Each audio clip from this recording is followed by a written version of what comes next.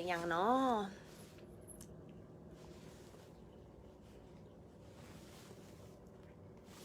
Morning Morning เดี๋ยวถ้าคนเข้ามากันเนาะอยู่ราวจักโมงแล้วพากันตื่นหรือยังเนาะ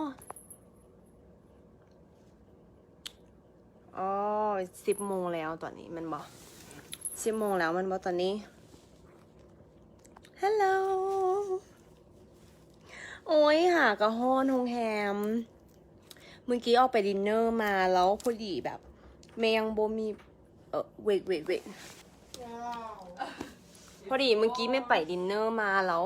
พอดีอยู่นอกหันโบมีอินเทอร์เน็ตก็เลยว่าโบสามารถแบบไลฟ์ให้ทุกคนเห็นถึงบรรยากาศนะเพราะเมย์ยังโบมีเบอร์แล้วพอดีว่าตอนนี้หากำลังแบบให้เมเนเจอร์ซื้อเบอร์มาให้อยู่เพราะว่าอยู่ร้านอาหารตัวนั้นเข้าไปข้างในแล้วมันโบมีอินเทอร์เน็ตนะก็เลยว่าหลายคนก็ถามเข้ามาเนาะว่าอัปเดตอาการเมย์ต้องบอกกันเลยว่าเมย์มันโบได้เป็นไข้หวัดเด้อโบได้เป็นไข้หวัดง่ายอีกต้องแก้ข้าวว่าเมย์โบได้เป็นไข้หวัดเนาะเมย์เป็นไอแล้วพอดีเมื่อวานนี้เมย์มีไข้น้อยนึงเพราะว่าเมย์มาฮอดเมกาแล้วพอดีเมย์พักอยู่นอกมือเดียวแล้วมันยังปรับบ่ทันทั้งอากาศทั้งโมงแล้วก็เจ็ตแลกนำแล้ววันนี้มือนึงได้นอนแต่4-5 ชั่วโมงมันก็เลยว่าเฮ็ดให้ห่างกายอ่อนเพลีย